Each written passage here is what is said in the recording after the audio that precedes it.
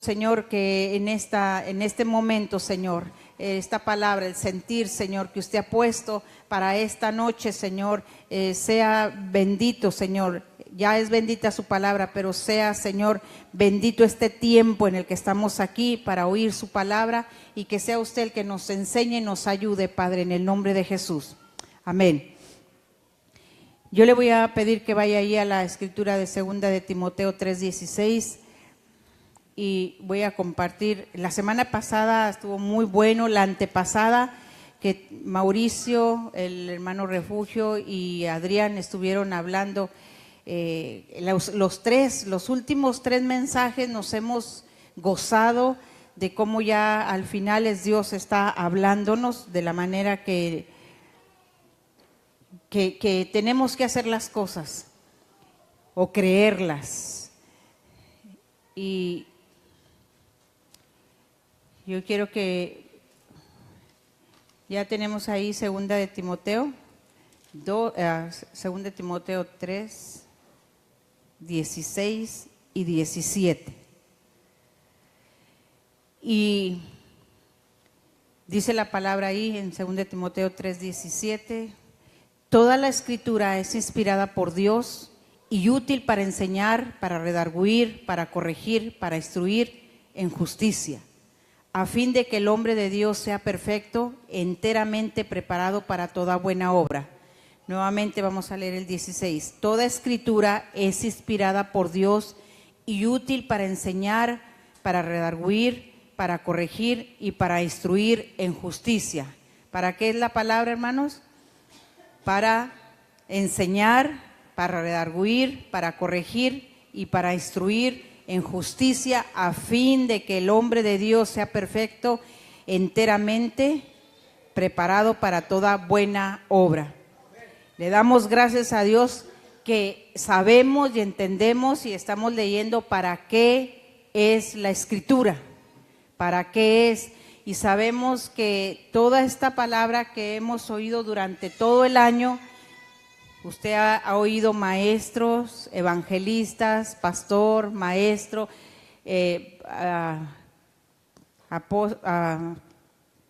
profetas. Tal vez haya recibido usted una palabra que en este año Dios le haya revelado por estos predicadores, por estos ministros, y es para que usted y yo seamos enseñados, seamos redarguidos, seamos corregidos y seamos instruidos en justicia. Toda la palabra es, ¿qué dice? Inspirada por Dios.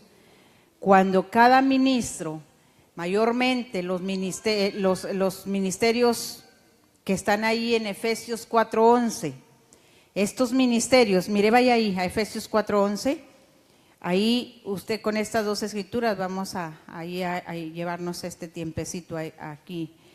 Efesios 4:11. Mire para qué es la escritura y para qué son los predicadores que Dios ha puesto en Efesios 4:11. Dice: y él mismo constituyó a unos apóstoles, a otros profetas, a otros evangelistas, a otros pastores y maestros. Son 5 predicadores, son 5 ministros, 5 ministerios, diferentes funciones. Y según el orden aquí, primero es el apóstol, y luego los profetas, y luego los evangelistas, y luego los pastores, y luego los maestros. Según el orden aquí lo está mencionando así el apóstol Pablo. Y siempre tratamos de ilustrar con la mano y con los dedos, ¿verdad? Y empezamos a decir qué dedo es quién y quién es quién y quién es quién. Pero realmente, pues ahí están, sea primero realmente el apóstol es el que viene o el que trae reforma, trae cambios, trae orden.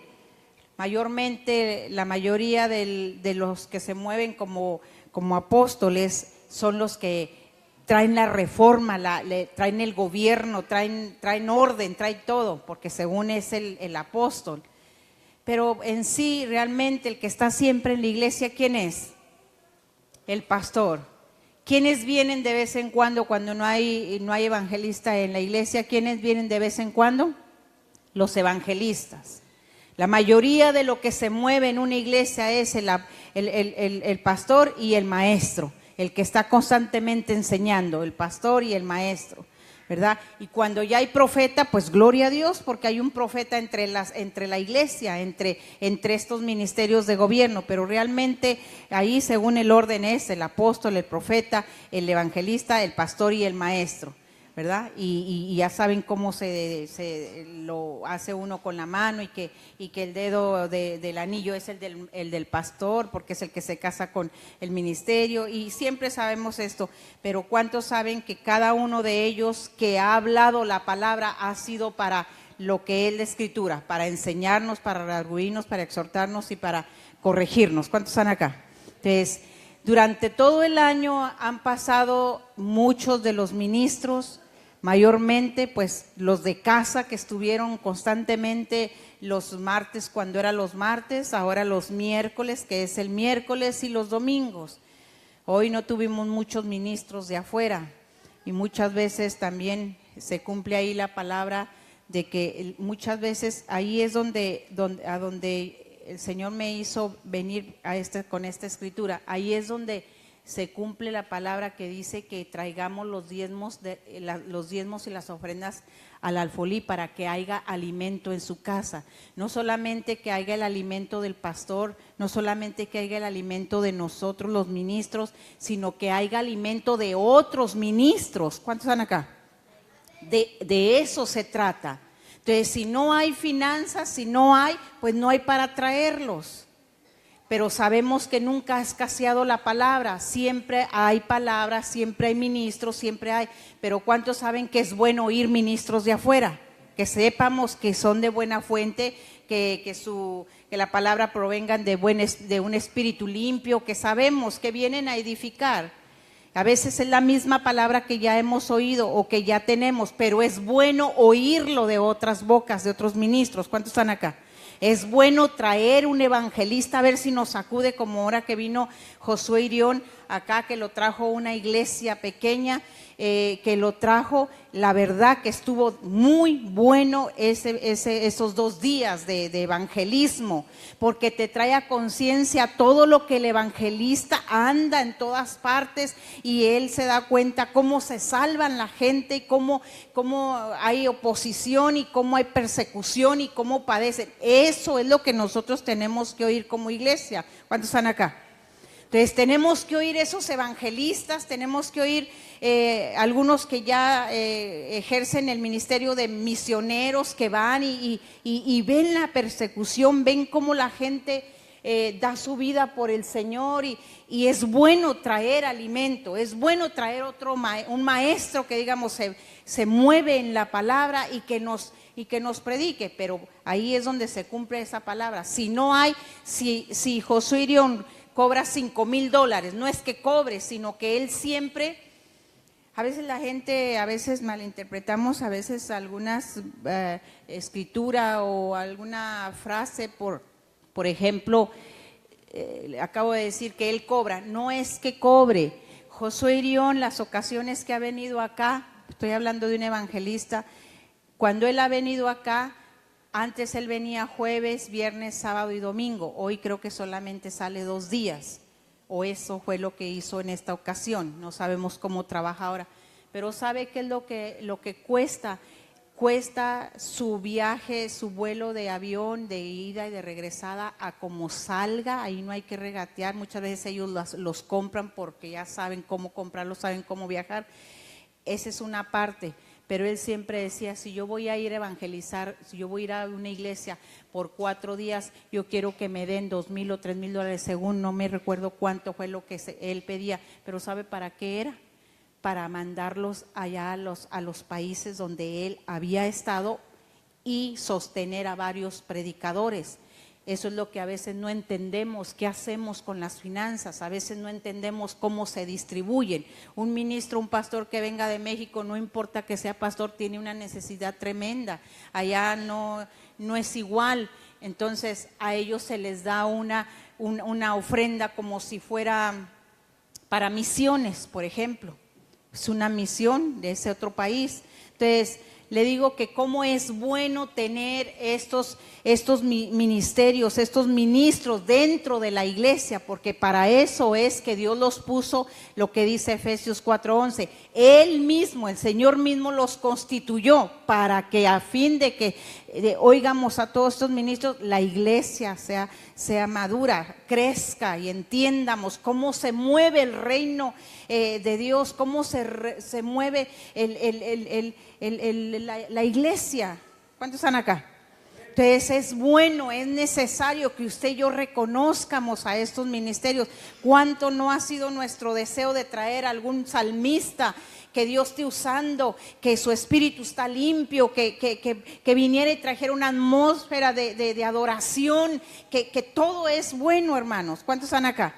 Si nos vienen a hablar de fe, es bueno. Si nos vienen a hablar de la alabanza, es bueno. Si nos vienen a hablar del ayuno, es bueno. Si nos vienen a hablar de evangelismo, es requete bueno, porque eso es lo más que debemos estar haciendo como iglesia. ¿Cuántos están acá? De hecho, para el domingo es una buena oportunidad que usted invite a sus familiares, invite a un amigo de la escuela o un amigo del trabajo con ese, se puede decir, pretexto de que es el día del 24, es el día de Navidad. ¿Cuántos están acá? Ellos solo se encierran con regalos y se encierran con muchas cosas de fiestas y de convivios y todo, pero hay que invitarlos a lo menos por una ocasión especial a que vengan a la iglesia para que conozcan realmente la raíz o la razón por qué se hace todo eso. ¿Cuántos están acá? Como decía el pastor el domingo, algunos dicen que fue en el verano que nació Jesús, algunos dicen que en invierno, pero no importa, es una tradición, lo reconocemos, pero a lo menos hablan de Jesús, hablan del Señor y hablan de algo bueno, algo bonito, y esa es una de las maneras que podemos tratar de invitar a la gente. Entonces, estamos acá en que en 2 de Timoteo 3, 16, 17, ¿para qué es la escritura? ¿Sí? ¿Para qué es la escritura? ¿Para qué es? Y los ministerios, ¿para qué son también? Entonces usted ve ahí lo que dice, terminando ahí en Efesios 4:11, dice, y él mismo, hablando del Señor, constituyó a unos apóstoles, a otros profetas, a otros evangelistas, a otros pastores y maestros, a fin de perfeccionar a los santos para la obra del ministerio, para la edificación ¿de qué? Del cuerpo de Cristo, hasta que todos lleguemos a la unidad de la fe y del conocimiento del Hijo de Dios, a un varón perfecto, a la medida de la estatura de la plenitud de Cristo. Entonces, ahí hay una serie para qué somos todos nosotros cuando hablamos la palabra bien dicha, como dice la Escritura, para que ya no seamos niños fluctuantes llevados por doquiera de todo viento de doctrina, por estratagema de hombres que para engañar emplean con astucia las artimañas del error, sino que siguiendo la verdad en amor crezcamos en todo en aquel que es la cabeza, esto es ¿quién? Cristo. Entonces, para eso usted se está dando cuenta para qué son los ministerios de gobierno, para qué son estos los mencionan ahí como principales, para que nos enseñen, para que nos instruyan. No nos gusta lo que dice ahí en Timoteo, en 2 de Timoteo 3:16, no nos gusta que muchas de las veces se predique para enseñarnos, no nos gusta que nos prediquen para redarguirnos, no nos gusta muchas veces que nos prediquen para corregirnos, no nos gusta muchas veces que nos prediquen para instruirnos en justicia, pero es necesario a fin de que el hombre de Dios sea perfecto, enteramente preparado para toda buena obra. Es necesario que estemos listos para hacer la obra, pero bien enseñados. ¿Cuántos están acá? Es necesario que a veces nos amonesten en entera congregación o a solas, pero a veces es necesario que nos enseñen. ¿Cómo necesitamos que nos enseñen? Hay muchas maneras de cómo nosotros podemos aprender. El día que dejemos de aprender, dejamos de liderar o de hacer algo, porque realmente el aprender va a ser hasta que nos muéramos. ¿Cuántos están acá? El aprender, hermano, diariamente aprendemos. ¿Cuántos aprenden diariamente? con lo que vemos, con lo que nos pasó, con lo que vimos, y muchas veces todavía sí, es para que aprendamos. Los mismos niños nos enseñan, los jóvenes nos enseñan, las cosas que pasan en el trabajo nos enseñan, aquí en la iglesia nos enseñan, y diariamente somos enseñados, unos para bien y otros para mal. ¿Cuántos están acá? Pero somos enseñados diariamente. Diariamente, el asunto es de que lo que a usted le enseñen bien, pues enséñelo bien o practíquelo bien practicado, porque nadie es diestro, nadie es como todo el que practica mucho una cosa se va a hacer diestro. Si a usted le enseñan una cosa bien, hágala bien, hágala bien, hágala bien, hágala bien, y se va a hacer diestro para hacer las cosas bien. ¿Sí me expliqué? Y cuando nos enseñan mal, lo vamos a hacer mal y mal, nos vamos a hacer diestros, pero mal. Entonces hay veces que necesitamos mucho esta primer parte, que seamos enseñados, que seamos también enseñables. A mí me gusta mucho cuando estamos sentados ahí y que están predicando los predicadores. Estamos aprendiendo. Nadie puede decir, no me pueden enseñar a mí porque yo ya lo sé. No, siempre va a haber algo. Siempre durante todo el año, por todos los años que tenemos de cristianos, por todos los años que otra vez esa palabra, siempre Dios va a sacar algo nuevo de un versículo. Siempre Dios va a sacar. Me recuerdo de una ocasión que cuentan de un predicador que no sé por qué razón se fue el pastor de la iglesia y llegó un pastor ahí y empezó a predicar. El domingo predicó un mensaje y el próximo domingo predicó el mismo mensaje, la misma escritura, y el próximo domingo predicó el mismo mensaje y el próximo domingo predicó el mismo mensaje, hasta que varias personas pues se juntaron y vinieron al pastor: pastor, ¿qué usted no sabe otro mensaje? Creo que estuvo predicando por un año una sola escritura. Entonces, como que si se hubiera cansado la iglesia. Eso es lo que pasó, de que no tiene que ser así, pero esa vez el pastor aplicó de esa manera. Ese predicador que vino nuevo predicó por un año todo la misma escritura, y le dijeron: ¿qué no sabe otro mensaje? Dijo: sí, lo que estoy esperando es que primero hagan esta palabra y luego voy a seguir con la otra.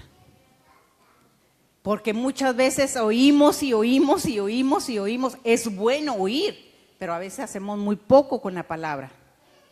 Entonces, este pastor decidió darles todo un año una sola escritura hasta que viera que la ponían en práctica. Imagínense. Pero yo sé que todos los que hemos predicado hemos agarrado bases bíblicas, hemos agarrado escrituras que todos tal vez ya le hayan dado vuelta a la Biblia leída por muchas veces, no sé cuántas, y tal vez usted oiga una escritura y usted crea que se identifica ya, que ya la sabe. Pero ¿cuántos saben que Dios siempre va a sacar algo nuevo? Siempre Dios nos va a hablar algo nuevo. Siempre Dios va a sacar de ese aroma, de ese predicador, y le va a poner su esencia y la vamos a oír de otra manera. O le van a dar otra aplicación, pero siempre hay un mana la palabra, la revelación. Y así es que si el que tiene 40 años o 25, 35 años en el evangelio, usted ha oído muchas veces la misma escritura por muchas bocas de ministros, y siempre Dios termina hablándonos con esa escritura. Siempre Dios termina ministrándonos con esa escritura. Siempre Dios termina enseñándonos algo con esa escritura por boca de quien la diga. ¿Cuántos están acá? Entonces, el asunto es dejarnos que seamos enseñables, que no dejemos de aprender y de aprender, que nunca menospreciemos ni por qué boca ni por qué fuente venga esa palabra, y menos la escritura que tomó para basarse en ese mensaje. ¿Cuántos están acá? Entonces, Es muy lamentable y es triste que nosotros hablemos la palabra, todos los ministros hablamos la palabra y alguien de la misma familia o alguien conocido diga, pues ni siquiera la practica, no importa, esta palabra, usted es responsable cómo da esta palabra con su fuente limpia, con su espíritu limpio o su espíritu no muy limpio, pero la palabra es la palabra que es inspirada por Dios y va a traer de alguna manera su resultado. ¿Cuántos están acá?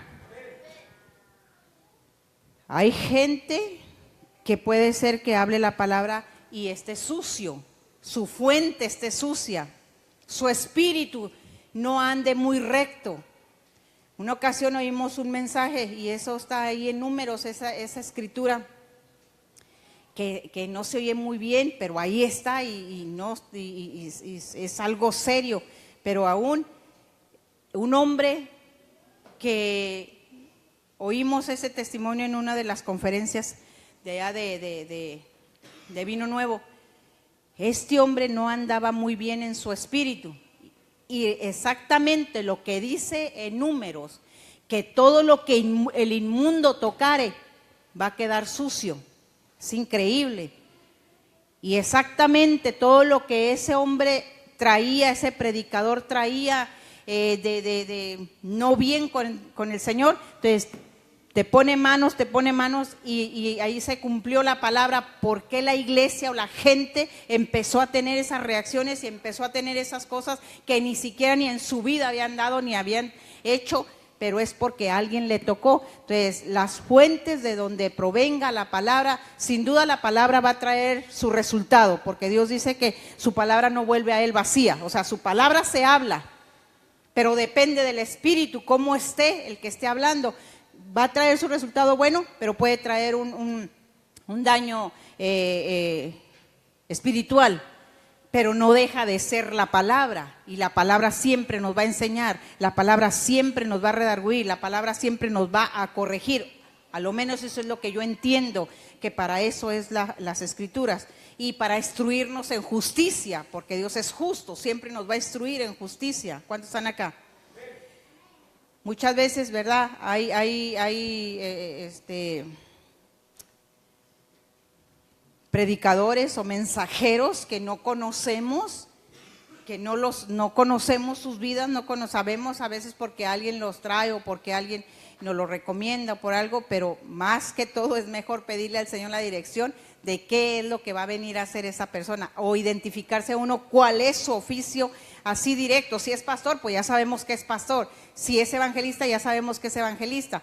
Pero pues muchos de ustedes se dieron cuenta cuando la gente o cuando nosotros no conocemos a las personas y nos resulta aflicción a la iglesia, como aquella ocasión que fue nunca jamás había hecho el pastor lo que hizo esa vez, de invitar un grupo de gente que vino, que ya ve que tomaron aquí, que muy excelente su música y todo, pero pues el resultado al final no fue muy agradable. Eso es lo que resulta cuando usted no identifica a uno de los ministerios mayormente que cree que le van a hacer bien al cuerpo de Cristo.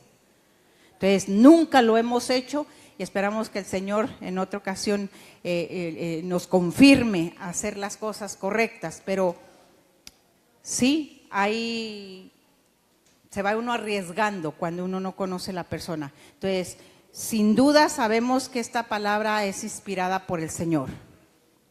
Todos sabemos. Entonces, es bueno que usted y yo reconozcamos y deseemos que haya estos alimentos en esta casa.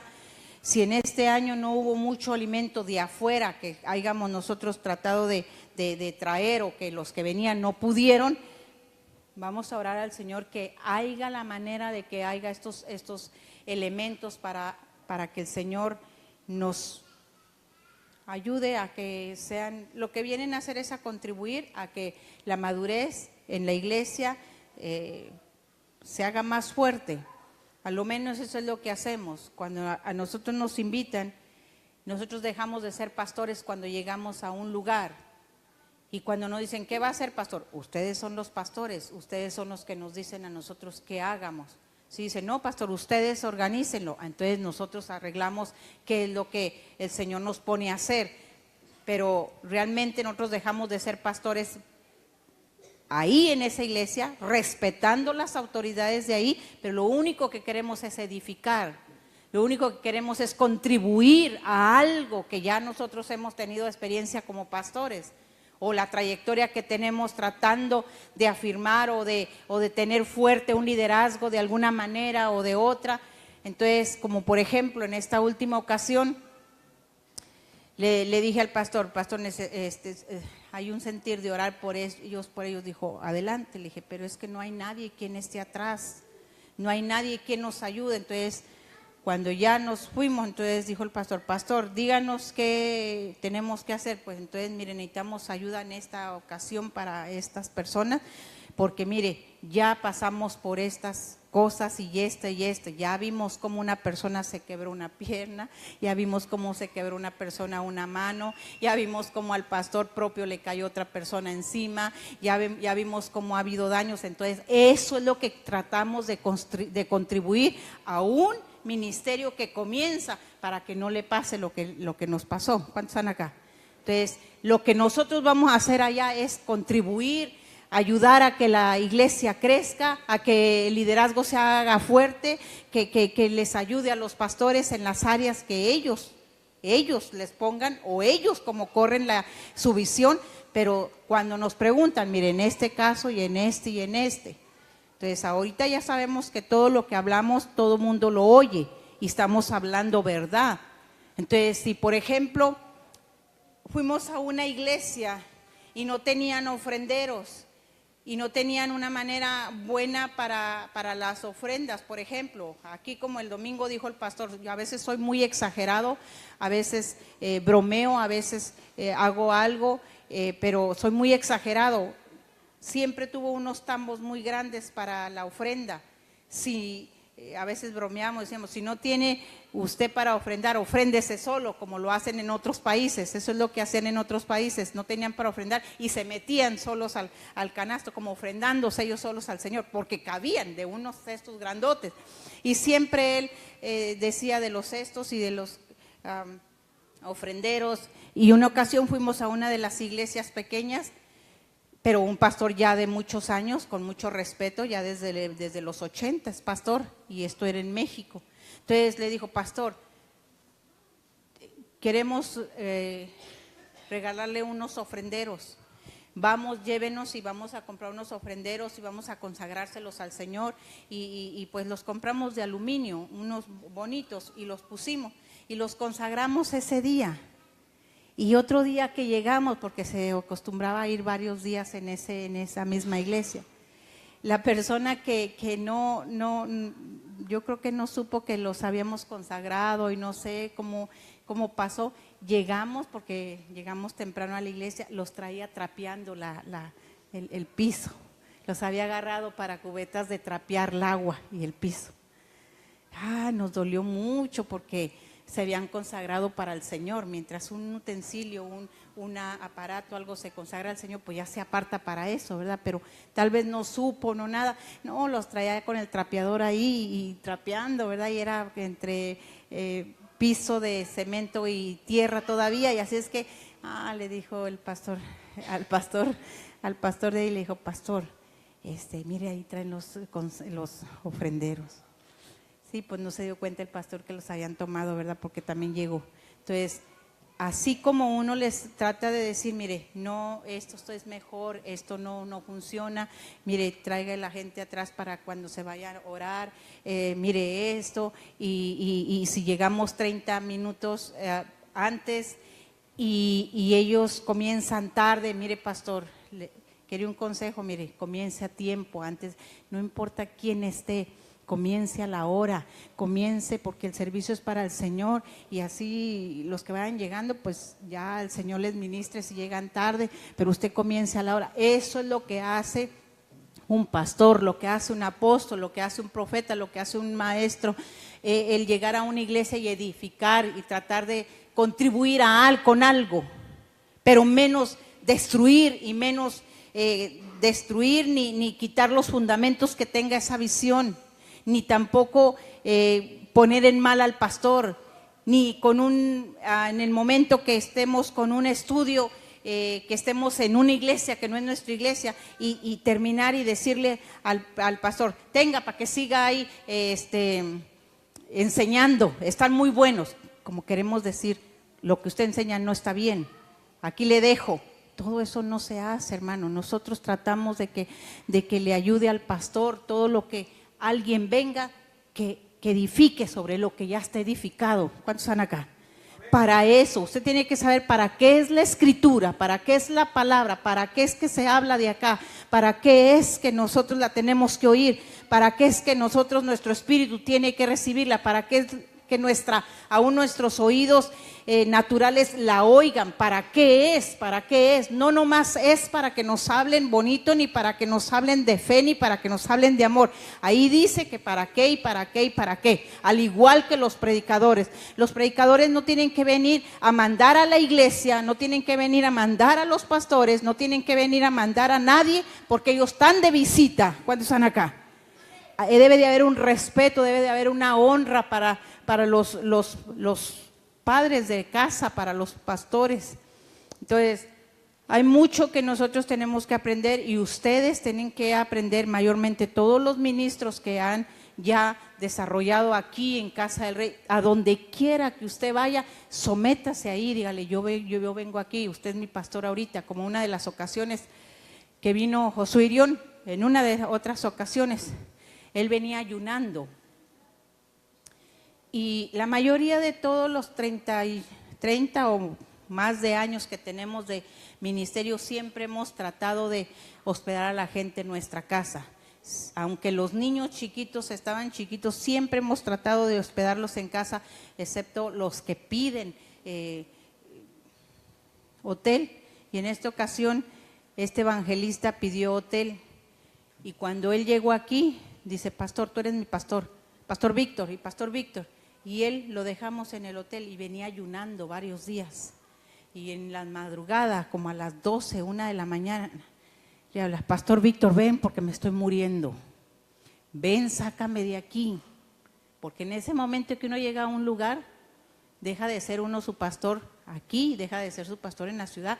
Depende de quien nos invita. ¿Cuántos están acá? Dependemos de quien nos invita.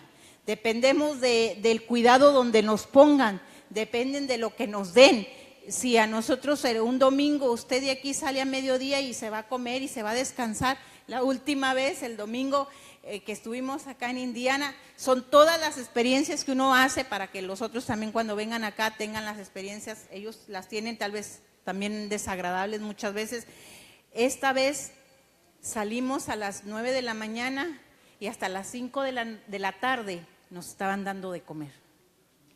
Por lo mucho que está todas las cosas atareadas, pero no es que nosotros quisiéramos comer. Una ocasión yo tenía que alzar un plátano porque lo traía en mi bolsa porque ya sabía que a lo mejor no nos iban a dar de comer tan temprano. Entonces, pero nosotros estamos con todo nuestro corazón contribuyendo en una obra, contribuyendo en otra, y lo que nos den o lo que no nos den, dependemos de ellos. Muchas veces hemos llegado a ciudades que no conocemos y dependemos nomás de ellos. Entonces habla Josué Irión, Pastor Víctor, ven porque me estoy muriendo, ya no aguanto, el ayuno ya me está consumiendo, ven y búscame, sácame y busca jugos a ver dónde los encuentras de esto y de esto y de esto. Si él no depende del pastor, ¿de quién va a depender?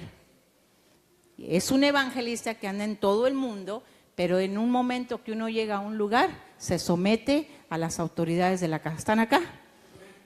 Entonces, experiencias las hemos tenido y a medida que salimos más nos damos cuenta de más cosas, que lo único que queremos, a veces nos duele cómo está la situación en las obras chiquitas, que siendo tan pequeñas o comenzando ya tengan tanta aflicción, las que muchas veces nosotros al inicio no las tuvimos. Entonces, muchas veces, como suele en todos lugares, a veces hay, a veces no hay, a veces salimos nosotros poniendo, a veces salimos comprándoles algo, a veces salimos haciendo algo por ellos, porque no hay. Entonces, Para eso es que son los ministerios de gobierno, para contribuir, para ayudar, para que no solamente los pastores que comienzan, sino todo el cuerpo de Cristo sea edificado o sea ayudado para una madurez. ¿Cuántos están acá? Entonces tenemos dos cosas. ¿Para qué es las escrituras? Usted y yo estamos muy seguros que todo el que hable esa escritura, algo va a suceder.